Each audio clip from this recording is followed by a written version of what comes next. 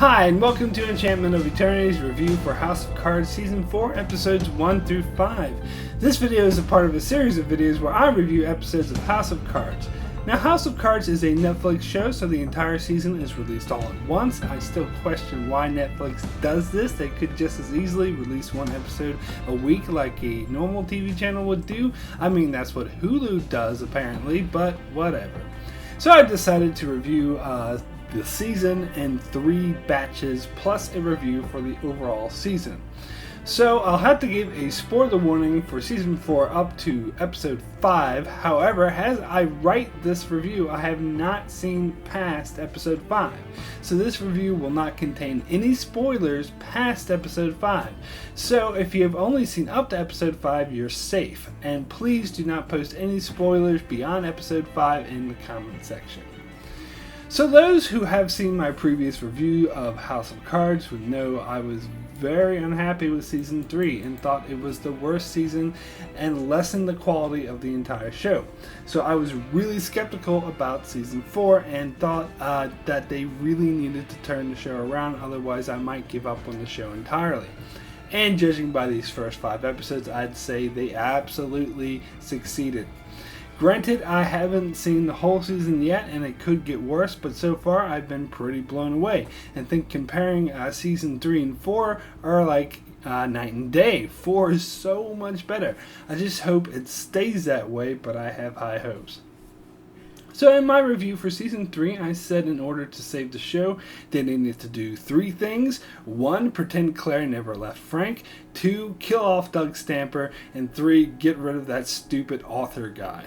So they did 1 out of 3 things I mentioned. They got rid of the stupid writer guy, but I am happy with the way that they handled the other 2 storylines because they surprisingly made the Frank and Claire breakup really interesting by turning it into a political rivalry. So surprisingly, it worked much better than it did in Season 3. And as far as Doug Stamper goes, they didn't kill him, but they didn't really emphasize him and do these long, boring, drawn-out storylines with him and that try to be all artsy but end up going nowhere. Instead, they made him serve the function of the devoted yet insane lackey to Frank, which is what he should be. So, I've been really impressed so far, but the other thing I mentioned is the need to do, is to make Frank Underwood the badass manipulator that he was in Seasons 1 and 2, instead of the incompetent moron that everyone hated in Season 3.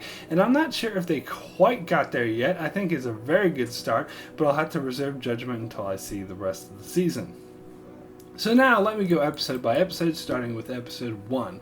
This was a good start to the season as it gets us back into the swing of things. It introduced the character of Leanne Harvey, played by Neve Campbell, who is a badass consultant that Claire hires to help her run for office, and introduces the storyline of Claire trying to run in a black district in Dallas and trying to convince a retiring congresswoman's daughter not to run. I liked how this played out. They handled this Frank and Claire breakup far better than I thought they would, as she didn't announce it publicly. Instead, they tried to keep it secret, but end up butting heads with each other, which was quite interesting. And they reintroduce us to Lucas, the reporter who was in love with Zoe Barnes, the reporter that Frank killed back in Season 2, and then had Lucas arrested on trumped up charges when he figured out what he had done. So we see that Lucas strikes a deal and ends up getting out of prison, which was quite unexpected. I think it's interesting that they reintroduced his character and was just hoping they actually took it somewhere, which we already know that they did, but I'll get more into that later.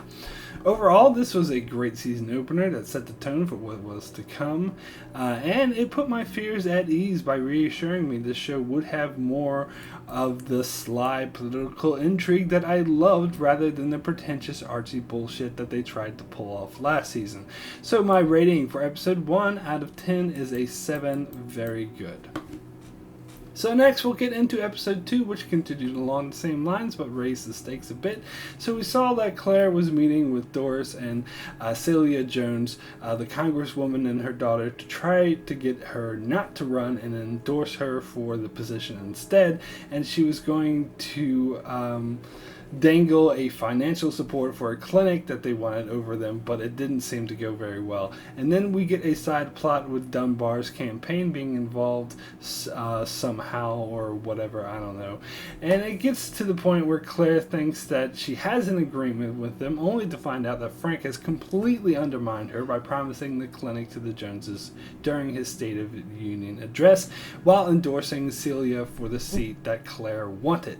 So basically, he stabbed her in the back in the worst way. You see, now there's that's the Frank that I've been waiting to see. And we see that Seth is undermining Frank by leaking information to Dunbar in order to secure a position with her as a backup, which isn't the smartest thing. But the show, but it does show what kind of slimeball that he is.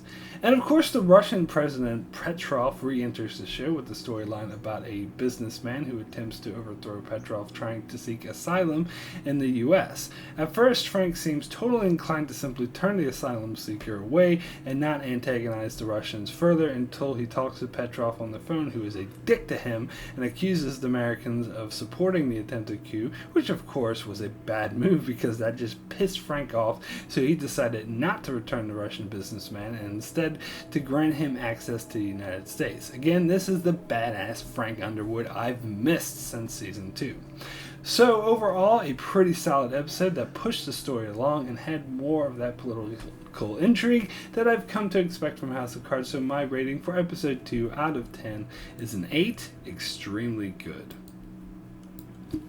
So next is episode 3, which again, another solid episode that continues the great storyline where we start off with Frank in South Carolina campaigning with the 2 African American congresswomen, the Joneses, supporting him.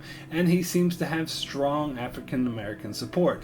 When Claire shows up and seems to be on good terms with Frank again and appears to show her support, but we see her scheming with Leanne Harvey, who's up to no good, but we're still not sure at this stage what.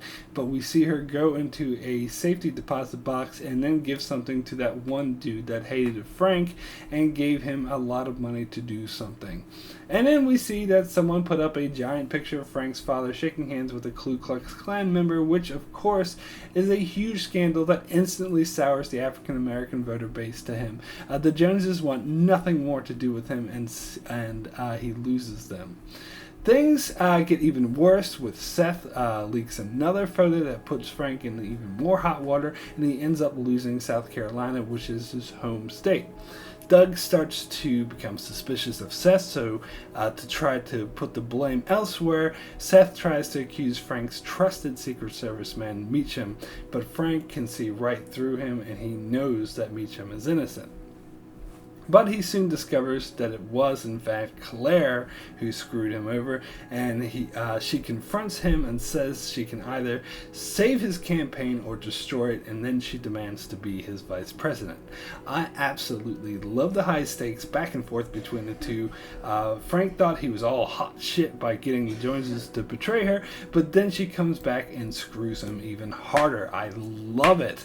So we also see more of Lucas in this episode as he's not doing so well. We see him looking at a newspaper clippings of Frank Underwood. It's obvious he can't let it go, so he does some shady things in order to get access to a car, and he meets with Heather Dunbar to tell her about how Frank killed Zoe and Rousseau, that villain guy from Ant-Man.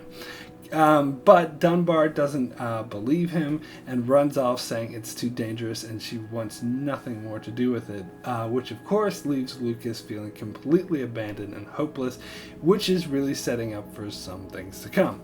So yet another great episode with a lot of great political maneuvering. I love from House of Cards, so I like where it's going. So my rating for episode 3 out of 10 is an 8, extremely good.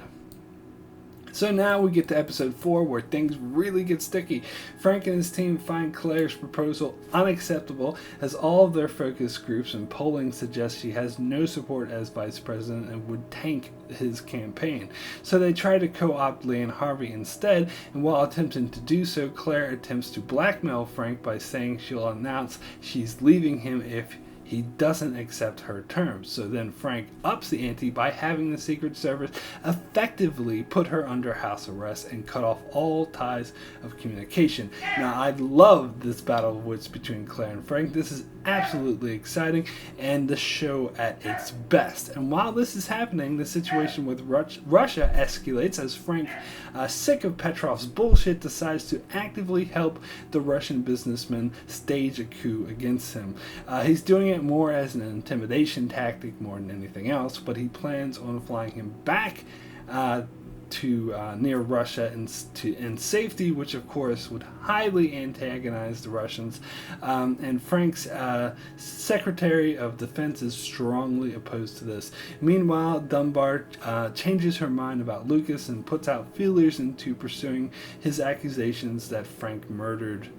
But of course, her major mistake is not telling Lucas that she changed her mind, because as far as he was concerned, she's completely abandoned him and he has no avenues of recourse. So he was so desperate that he snuck into an anti-Underwood rally at one of the speeches he was giving. And while Frank was talking to the crowd, Lucas attempted to assassinate him. So yeah, this scene was so entirely shocking. I wasn't expecting this at all, and it makes total sense that Lucas would be so desperate that he would go this far. So he shoots Frank, but Meacham takes the second shot and kills Lucas. But Meacham dies, and Frank is rushed to the hospital under critical condition. This was an absolutely shocking turn I was not expecting at all. Meacham has been a pretty significant character. To kill him off in such a way was a real bold move. I love how when Claire tried to question Doug on how they allowed Lucas to get away with it, and Doug was just like, well, we've been far too occupied with you lately, which was a really nice counterblow. But ultimately, he asks for her help in convincing the Vice President, Donald Bly, who is now taking over as acting president, to continue Frank's plan with the Russian because Donald is on the fence. But Claire takes this opportunity to co-opt him and basically gets him to do whatever she wants. Damn, that is cold. Undermining Frank while he's at death's door. But yeah, she convinces him to send the Russian businessman to China instead, so that the Russians will have to deal with the Chinese. And of course, this pisses off Doug to no end. The whole episode was amazing and completely blew me away. This isn't only classic House of Cards, this is beyond anything we've seen on the show before. So my rating for episode 4 out of 10 is a 10, the best. So finally we come to episode 5, which is an interesting episode because for the first time Frank barely appears in it, as he's lying in a hospital bed in a coma for the whole episode. We do see a few hallucinations that he has, but I mostly found those rather boring. The doctors say that he needs a liver transplant in order to survive, and they're uncertain as to whether or not he'll get one in time. In the meantime, Claire continues to manipulate Donald Blythe to the point where she convinces him to give away to Petrov that Frank may not survive, which was of course a huge political blunder, and I almost feel like she purposely did that to undermine him, but who knows. So Remy is reintroduced to the story as Claire blackmails him to get him to work for her, at least temporarily, as she uses him to acquire the help of Raymond Tusk with the Chinese. And in turn, Remy has to blackmail Tusk, but he eventually agrees to help gain China's support in the current crisis. This, of course, pisses off Doug to no end, and he and Claire end up butting heads. Personally, I think it's quite interesting that they brought Tusk back into the mix. I'm quite curious to see where they go with it. But he's not the only character to return. The reporter Kate Dixon returns as she looks into the assassination attempt, which leads to a return of another character, Lucas's editor, Tom Hammerschmidt, as the FBI investigates Lucas. Kate and Tom meet and talk about Lucas. Something seems a bit off to them, so I wonder where they're going to go with them. I'm still not sure. Meanwhile, the FBI discovers Lucas's notes that implicate Frank and Doug in the murders, and of course, we the viewer know it's absolutely true, but Doug and Claire know that it will get out eventually, so they try to get on top of it by releasing it themselves and framing it in a way that makes Lucas come off as a total loon, which isn't too difficult to do considering he tried to assassinate the president. Meanwhile, Doug finds out Seth was betraying them, so he fires him, but in a desperate move, Seth says he can instantly destroy Dunbar's campaign, and of course he's referring to the information that Dunbar met with Lucas, which he can prove. So they release this info and Seth gets to keep his job, but Doug invites him over for a chat and then all of a sudden starts beating the shit out of him. Honestly, I thought Doug was going to kill him right then and there, but instead he lets him go, which really surprised me. But yeah, we'll see where they go with this. So my complaint in season 3 that Frank seemed to be losing very badly and didn't seem possible he would win, so I've been wondering how he would turn this around, and it appears to happen because he was shot. He gains a lot of support in the race and ends up winning in the polls because he was shot, and it appears Dunbar's campaign might be completely destroyed as at the end of the episode we see the FBI investigating her.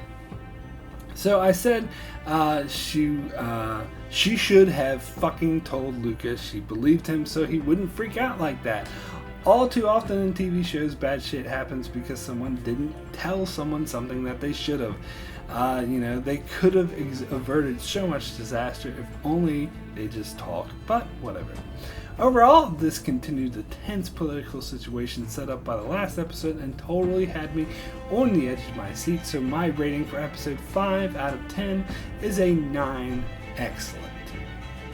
So that's it for my review of House of Cards Season 4, Episodes 1 through 5. I'll be back here next weekend to give my review on Episodes 6 through 9. But so far, I'm absolutely loving House of Cards Season 4, but we'll see if they can keep up this great quality. So make sure to check out my channel for many more videos on shows like Game of Thrones, Star Trek, The Walking Dead, Better Call Saul, Vikings, and more. And make sure you subscribe so you can keep up with all of that. And thanks a lot for watching.